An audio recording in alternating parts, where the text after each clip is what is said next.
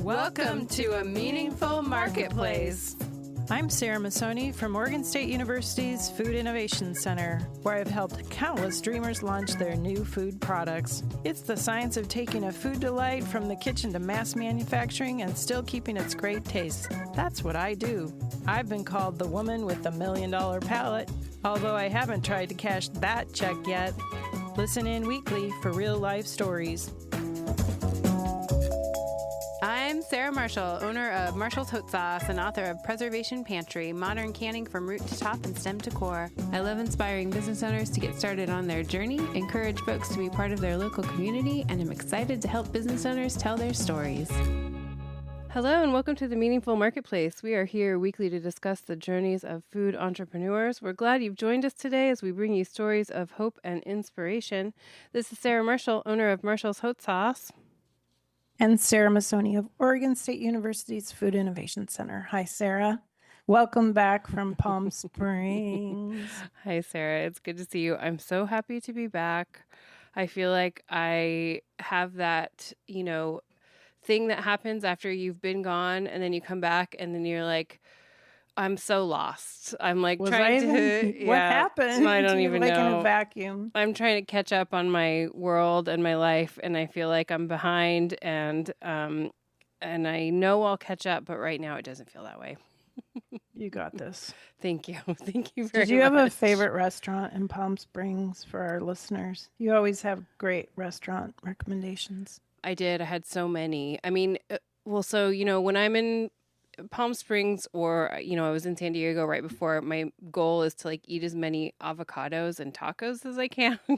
So that's what I did. And there's a place called El Mirasol. That was probably my favorite place in Palm Springs. I've been there before, but it's really good. And they, of course, have really the spicy El Diablo sauce that they put on the table. So, of course, it's my favorite spot. So, of course, I would recommend going there for sure. Thanks for the recommendation. Yeah, definitely.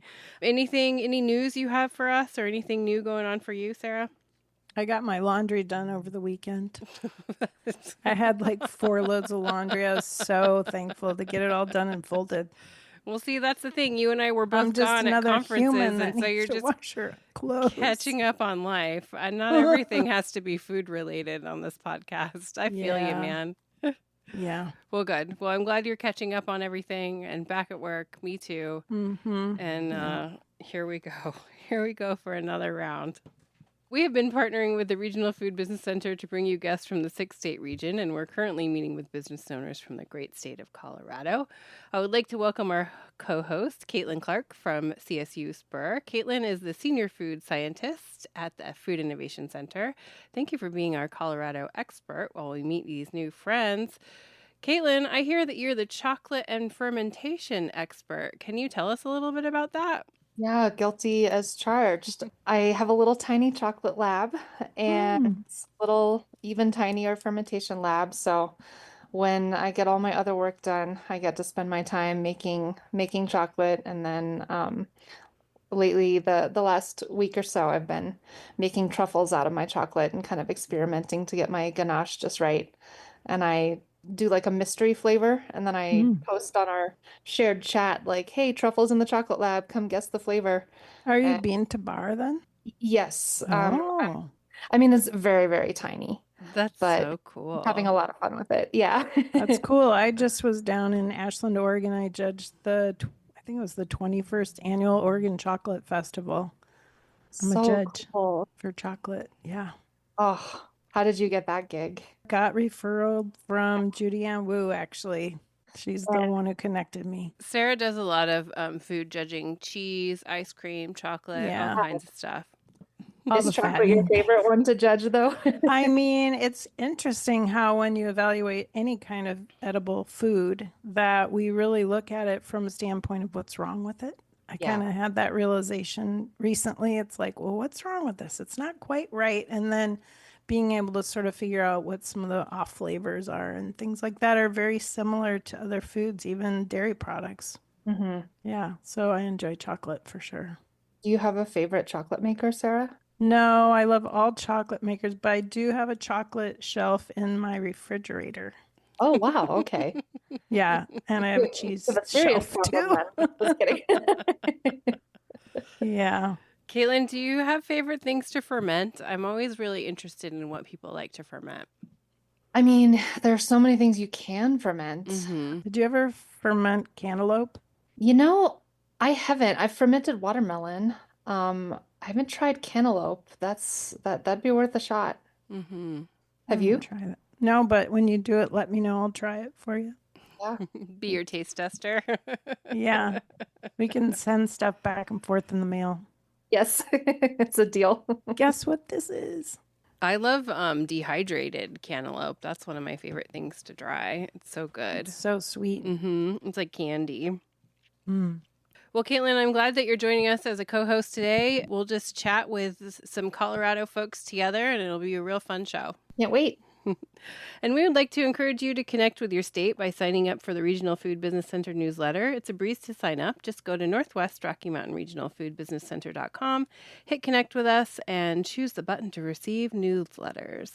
And we want to thank our sponsor for supporting the Meaningful Marketplace. Thank you for helping us spread the word about small business owners and entrepreneurs. Let's hear a word from our sponsor.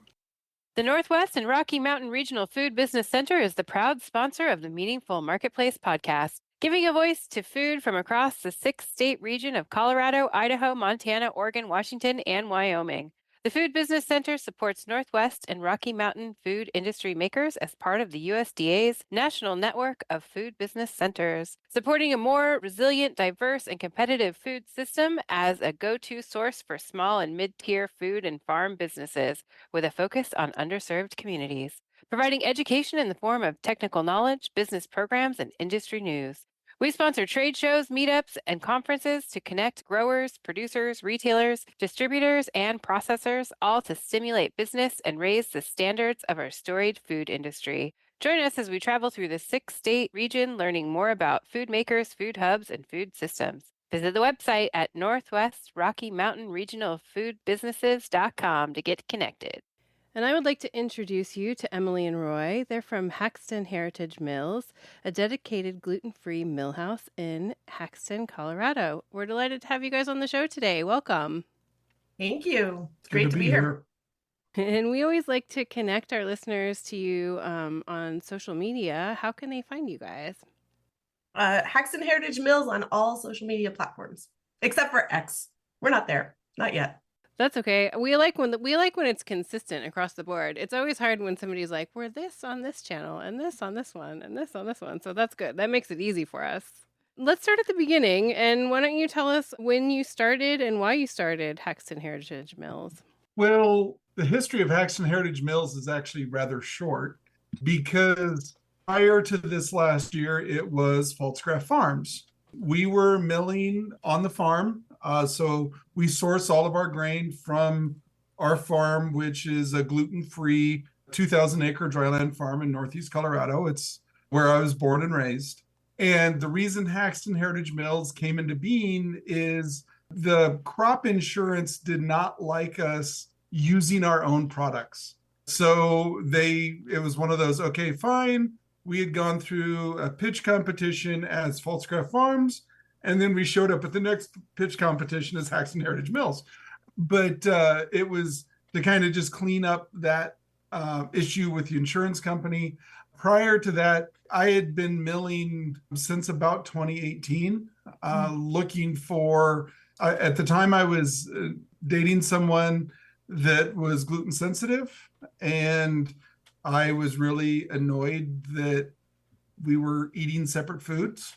I tried the gluten-free stuff and it was hideous. I have an associate's degree in culinary arts, and we have a very diverse farm that raises, depending on the year, 12 to 18 different crops. So it's like, I can do better because to me, food is community, and eating separate meals all the time and having to cook two different things just did not resonate with me. So then I started experimenting and seeing what we could come up with. Of course, there were some absolutely hideous experiments that were using field peas. So people that love their pea protein, I'm sorry, but that doesn't do it for me. The worst story was a tart crust that was using pea protein. We were using green field peas versus yellow field peas. The crust came out of the oven and it looked like pie crust, except it was Dr. Seuss's pie crust because it was green. And I tried it. And the gal I was dating was like, how is it? And I was like, you have to try this. And as soon as she took a bite, I was spitting out in the trash. It was the most vile thing I'd ever eaten in my life. But it's not something, misery loves company. So I let them try it. But we continue to experiment with different grains and settled on millet. So millet is our main grain that we use. Most people know millet is birdseed. But it can be milled into grain and baked into delicious baked goods. Sarah Masoni is a gluten-free gal. I am.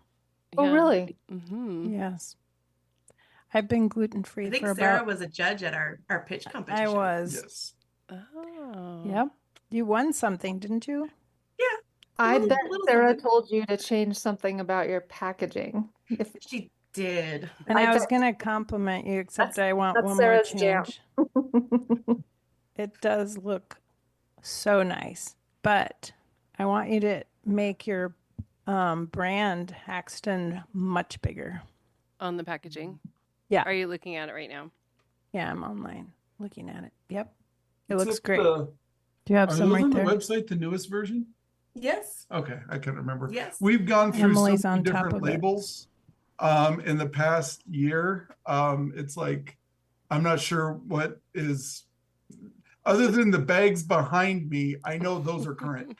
But like what's on the website, it's like, I'm not sure what's there anymore. Well, it's got a lady with a recipe card hanging over a bowl of delicious looking stuff, and then the name of the food above it, and then a very small brand at the top.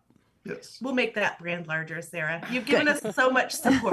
It's been And really then wonderful. I'm going to be super happy with it. I love what you did.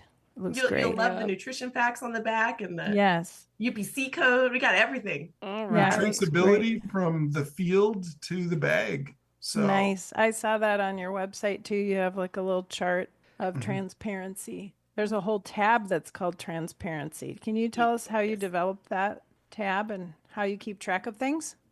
Well, that's the advantage of being both the farm and the milling company. So we're able to track the transparency piece includes the drilling date of the crop, what field it was in, when it was harvested, when it was cleaned, when it was milled. And of course, then the date on the bag is the date that it was made into the mix and go into the bag. So we have complete transparency every step of the way. And it's really cool because we have the ability to do it. And I actually use it to challenge other food companies. It's like, I actually ran into a factory rep from Krusteaz, and I was like, why can't you guys do this? And they're like, wow, that's really impressive. And it's like, if a little milling company in Northeast Colorado can do it, you have no excuse. It's your unique selling point. Yeah. And if people want to come to the field where their food was raised, they're more than welcome. Some people will. We hope so. Can you tell us what part of Colorado Haxtun is? I'm not familiar where it is. It's in the northeast corner. We're about 30 miles from Nebraska both ways. Oh. So up east of Sterling, way up in the corner. And let's describe to the listeners. So you said that you're milling these gluten-free grains and you're turning them into baking mixes. Let's describe what those products are. We started with a biscuit mix, was our first mix, and that one has gone away. It has returned in two different forms, actually. The second mix, which is our most popular mix, is a brownie mix. And we've had gluten eaters tell us it's the best brownie they've ever had, which is pretty darn good. We've had some pretty high-end chefs say it's the best gluten-free brownie that they've ever had. It's an excellent brownie. It's really moist, great flavor. So that's kind of our really popular one. We also have a cinnamon pancake mix. Cinnamon is a natural sweetener, so it allows us to cut our sugars and use that. We have a scone mix that's actually designed that it's a base recipe, and if you bake it, it's a sweet scone. If you bake it as that, it actually is shortbread.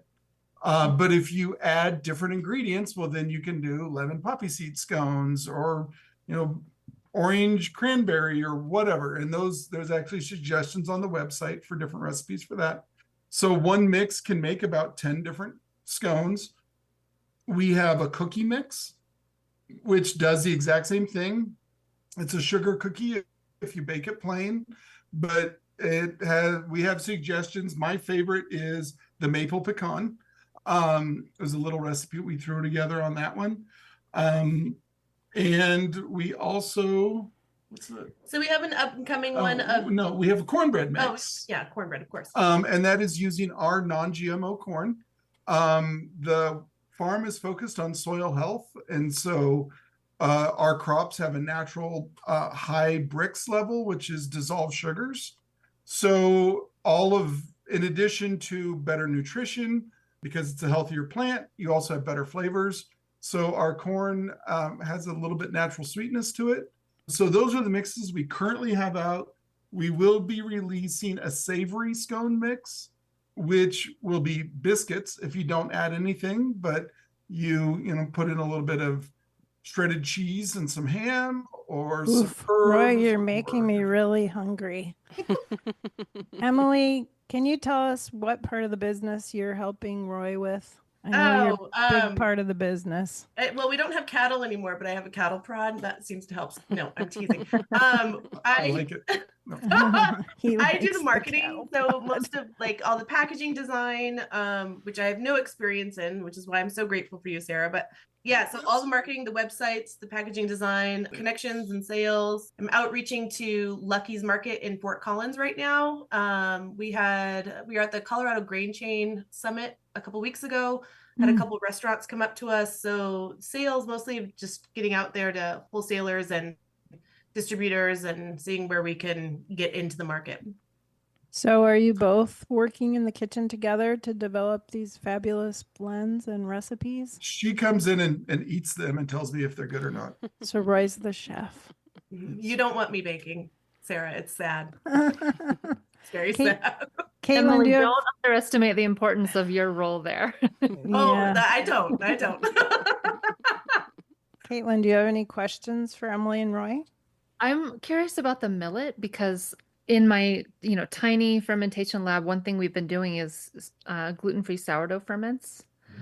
And we've been kind of going through one gluten-free flour after another and just tracking the hydration percentage.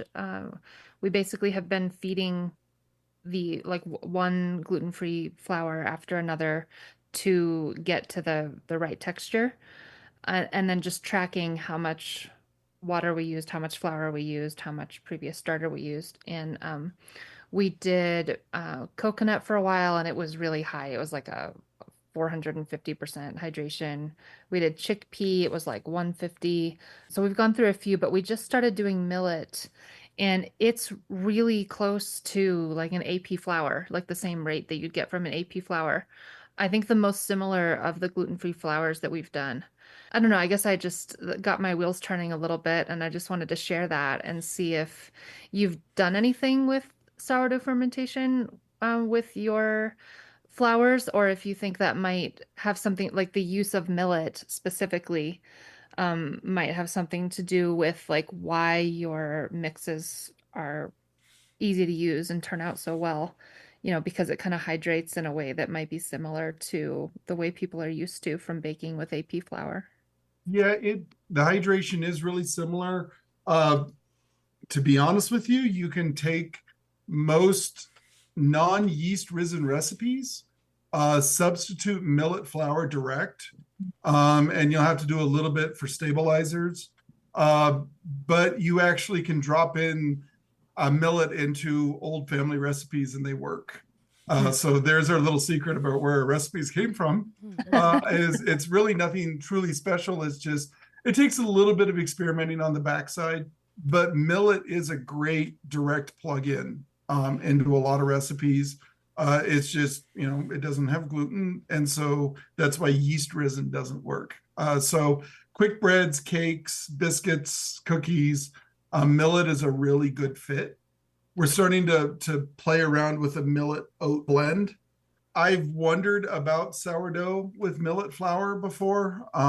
It's something that we have actually talked about a little bit of, is it something that we would want to encourage people to try is, we would figure out a way to distribute a starter or have a source for a starter. And because we actually sell all of our flours wholesale as well, that would be an avenue for people that are wanting to do their own things with sourdough.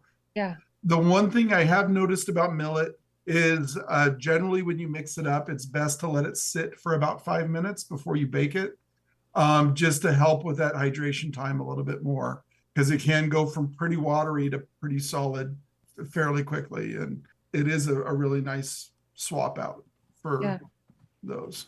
Well, do you have a freeze dryer? Because I've been experimenting with freeze drying sourdough starter, and the freeze dried starter, you can rehydrate it and it kicks off again. So that just a thought about, you said you were trying to figure out a way you could distribute sourdough starter. You could distribute it. Funny thing is we are actually going to be pitching a new venture. Hopefully we'll get into a pitch you're gonna tell us? Let us know. Come on. We've had some tough couple years on the farm, and it was a challenge from our lender to they were going to foreclose on us unless we found some more liquidity, which we did by selling some old equipment and rearranging some stuff. But their other ask was to find a revenue stream that does not rely upon the weather. And it's like, we're farmers. This is kind of like what we do. So we are actually going to start growing medicinal mushrooms, cordyceps specifically, on the farm. And we actually have a deal with an extractor in Denver, and they extract it for their energy drinks, is the best way to put it, using medicinal mushrooms. So cordyceps, reishi, lion's mane, those kind of things. And so that is giving us access to a freeze dryer is probably the best way to put it. Emily's wanted one for a long time. This is just a good excuse to get it. Yeah. Very cool. I have one. They're very fun. And I think that sourdough starter idea could be a whole nother side project of the biz. That's such a good idea. Maybe you'll work with Caitlin on it in her cool fermentation lab. Yeah. We're going to take a quick break. And when we come back, let's talk about how people can get your products. We'll be right back. Oregon State University's College of Agricultural Sciences and the Food Innovation Center are proud sponsors of Meaningful Marketplace. With a mission to serve all Oregonians, we are committed to giving voice to those whose food and agricultural stories are not always heard. By providing access and opportunity for a more diverse and just food system, because food brings people together. Okay, you can't keep it a secret anymore. You're going to have to tell us how to order your products. Well, so right now we're only available online at pfzfarmstand.com. And so that's where the farm is selling the products. We are having a conversation actually tomorrow with Pine Melon. So hopefully we'll be selling through Pine Melon soon. And then we'll be following up with Lucky's Market in Fort Collins to see if we'll be there as well. But right now it's just the farm stand. And we ship nationally. So it's not just Colorado at this point. That's very cool. So anybody that's listening can go online and order. And we'll put a link in the show notes for people to order from you. Yeah, it's been really awesome. We partnered with Zero Foodprint. They gave Roy and the farm a Restore grant. So we're working with them to give 1% of our sales right back into the program, into Zero Foodprint's program, so that other farmers who are working towards regenerative farming practices can get some of those grants as well. And it was through them we started shipping a lot to the East Coast this last year. That was a lot of fun to see orders coming in from North Carolina, people who've never heard from us before, and ordering 6 different mixes at a time. It's amazing Caitlin, can you explain to us how Emily and Roy would come to you if they decided to do a project with your Food Innovation Center there in Denver? Yeah, so we have a website which we're revamping, so you can expect changes to that soon, but they could reach out through the website or directly to me or to Mike through our email. And we would usually set up a quick chat just to talk about, what are you hoping to accomplish and how can we help?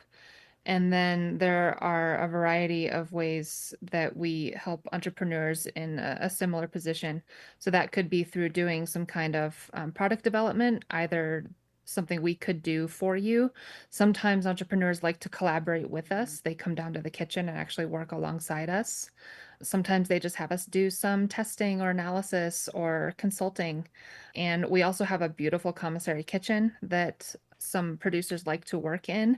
And we have several other lab spaces that people can rent out by the hour, or sometimes we've rented them out for several months at a time for people to use the equipment or just do kind of some of their own like R&D in. So we have a lot of options at the Spur FIC. Tell us about the kitchen. What kind of specialized baking equipment do you have?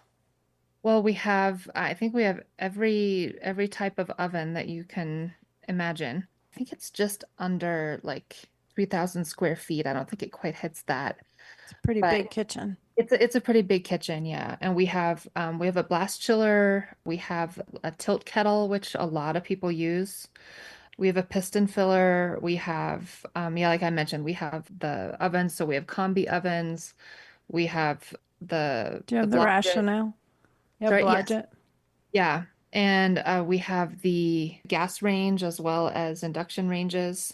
And then we have some kind of specialized equipment like we have a meat slicer, and we have some produce specialized equipment, like we have a drum peeler, we have a washing table. We are getting a dairy lab going now as well, so we have some equipment that's specific to dairy, and lately we're getting requests from farmers to bring in milk and do some small kind of pilot tests producing cheese and yogurt, things like that.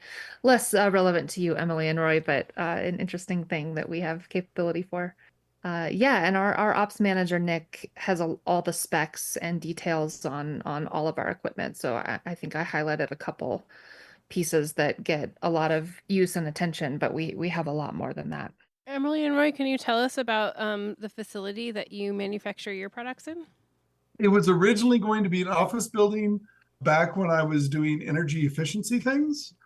Up until this last year, it was all happening in a spare bedroom that literally had like a 2-foot wide walks space through to go through all the equipment. We were using just tabletop mills. Mock mill was the one that we were using a lot of. It did a really good job for the flour on for us, but the capacity was severely limited. I could get about 35 pounds of flour through a mill before it overheat. And I had the professional version, and I had a friend who worked for a mock mill, and it would overheat and stop, and I would call him and complain, and he was like, Roy, what you're doing, our equipment was never designed for. So then we were looking for a new mill, and then the mill company started up, and it's like, we need a different space. So I took this building that was 16 by 24 that was designed with energy efficiency at its base, and fixed it out. It's really cool. We're actually working on being featured on a PBS episode on a show called The Heart of a Building about energy efficiency. And we now have a 55 centimeter Asti roller mill with sifter. So it's about a 30-inch stone mill. And the really cool part is it has an attached sifter that allows us to sift 3 grades of flour on a single pass. So it's really cool when I'm running corn. I can pull corn flour, cornmeal, and grits in a single run. And then anything that's too big, goes out the end, and I can remill or see what's going on with that. It's a nice space. Got it pretty much all finished up. We have a bagger and a dry powder mixer in addition to the mill. So it's been a vast improvement over a spare bedroom. And it really allows us to kind of set aside that space and be like, okay, we're gonna run millet flour today. And the old mill, I could do 35 pounds an hour, and then I'd have to take an hour break. Now I'm running at about a kilogram a minute. And Plus, so you can have relatives over to stay in your spare bedroom again. Yeah. Well, maybe we should make that public. Yeah. We'll Hello. Yeah, think about that. But it's really nice to be able to run a couple 100 pounds of flour an hour compared to where we were. So it really opens things up for some different ideas that I've been playing with, actually working on just a basic replacement flour like baking mix, self-rising, steal the idea from Bisquick. It worked for them for years. But also then to offer other flours, of course, with the farm being gluten-free, the world is our oyster kind of thing. So corn straight out of the gate, the grits are phenomenal, but we're going to be able to offer gluten-free oat flour, which is something that's in a lot of demand. The variety of oats that we raise is really high in beta-glucans, and the flavor on them is just absolutely amazing. And you can eat the oats raw, and they're delicious. And then buckwheat flour will be along the line somewhere. It kind of gives us an option to do a lot of different things. And we do want to play around with some things like cream of buckwheat. We think we might be able to do that in our milling and offer some other more unique products such as that. Really cool. We often ask our guests if they have any advice for people dreaming up a business. And I do want to ask that, but I want to ask it in a more specific way to you because you're a generational farm. And do you think that it is when people are trying to keep the farm alive and keep things going, do you think adding a packaged good is a good route for people to take, for farmers to take to add avenues of growth and sales to their business? Funny you ask, because in all of our spare time, we actually have another enterprise. It's called Seeding Circles. And what it is it all started when I speak nationally about what we do for soil health on our farm and a lot of the experiments that we do. And farmers kept asking me, well, how do you find those other markets? So I wrote what we call a marketing workbook, but it's not a marketing workbook. It's kind of how to learn what your strengths are and what, is there a family recipe that you could use? And it helps farmers identify other crops they can raise and then possible products. That's cool. And so in asking the question, should farms think about something like this? Generally, I tell them that we're about as crazy as you're going to find. And if they want to do what we do, that's cool because there's lots of people that like to eat and we encourage that.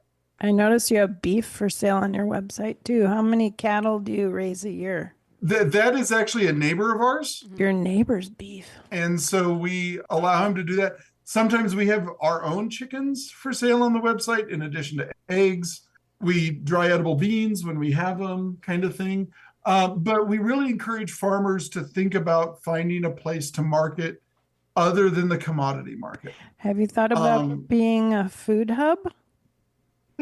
Well, we're a little too far away. You have eggs on your website too.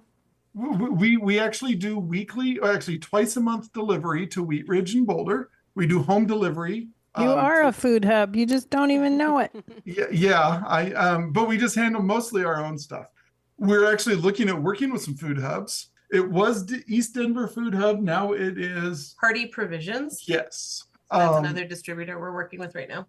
But yeah, our preference long term would actually be more on the wholesale side of things. Let somebody else take care of the retail side. We have lots of other things to be doing.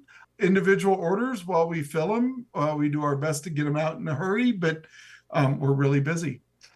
So I would say, like, in terms of the question of would we encourage other farmers to do this? Yes, if they want to take that on. But the biggest piece or the key piece is understanding what is your bandwidth? What are you able to do? What do you dream about doing? And be really realistic about it. I think us building out, it wasn't really on purpose, but it was on purpose at the same time. Like we made it a cognizant choice, but it's a hard choice. So if somebody wants to do it, go for it. If you don't want to go for it and you know that you can work with somebody else and you could do like what Sarah's suggesting, like a local food hub, or if you can find a cooperative that wants to do milling, then that would be fantastic. I think our biggest challenge was that we're a gluten-free farm. There isn't another gluten-free farm that we know of anywhere in the area. And then we're milling. So if we were to take it to a regular mill, there's a lot of potential for contamination there. Yeah. And what we want to provide is that transparency, that ability for somebody who has celiacs to go, wow, there's no place of contact for that contamination. Mm-hmm. And so having that ability, we're creating a business model that's viable for really anyone who wants to replicate it.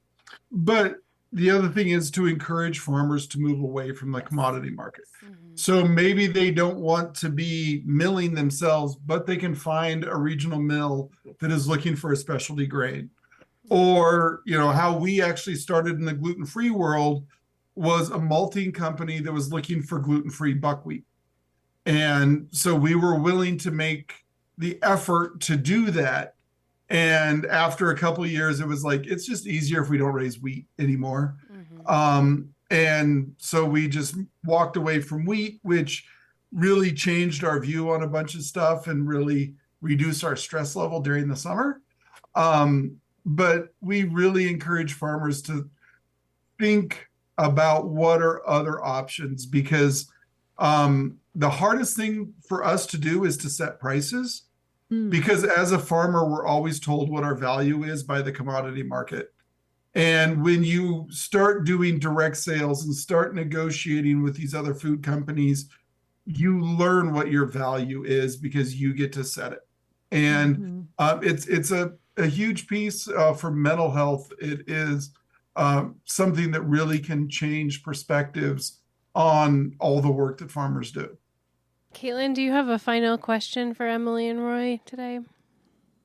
Well, one thing I've been wondering this whole time is, so you're located in Colorado, but you mentioned you distribute nationally. A lot of the baked goods that you've been describing, like cookies and scones, and are things that might normally require high altitude baking adjustments. When you come up with your mixes and your formulas, you're developing them at altitude. How do you make sure that they work everywhere that you distribute? Or have you gotten any feedback about that? We haven't had any issues so far. We've shipped things to 8,000 feet before, and the pancakes did fine. The packaging didn't hold up, but the pancakes were fine. So it's one of those, I got to squeeze all the air out when you're at this elevation, because when it goes up there, the air in the bag wants to expand. Well, I was thinking more like, at up here in the mountains in Colorado, I would normally like leave out a little bit of, say, the leavening agent, right? And or something. But then if you develop a recipe here and then you ship it to someone in Portland, then would you not get as good of results? Or do you find that it kind of works pretty much equally well everywhere you send it? We haven't had any issues anywhere, like I said, Carolinas, so near sea level up to 8,000 feet, things have been working fairly well. I think the advantage that we have is I developed the recipes at 4,000 feet, which is kind of, that lower range. And so we haven't had any issues with it going lower in elevation and higher in elevation. We've just been lucky enough. And I think one advantage is because it's gluten-free, it's really hard to over leaven gluten-free because it just doesn't hold on to those gases in the batter. Yeah, that makes sense. Just got to watch that bag, huh? Well, Emily and Roy, it was great to meet you today and hear your story, and we'll make sure to connect people to you. Thanks for joining us on the show today and taking the time to tell us your story. Well, thank you for inviting us. We really appreciate coming here and seeing and meeting all of you. Yeah, it's good to see you too. Thanks to our listeners for tuning in today. You can rate us on your favorite podcast platforms like Apple Podcasts and iTunes. You can follow us on Instagram and YouTube at Meaningful Marketplace. podcast and call or text Sarah and I with questions at 503-395-8858. And we couldn't do this without our fantastic team at Joy of Creation Production House. Thank you to Dave, our production coordinator, and Haley, our audio engineer. And we'll be back next week, everybody. Thanks for joining. Bye. Bye for now.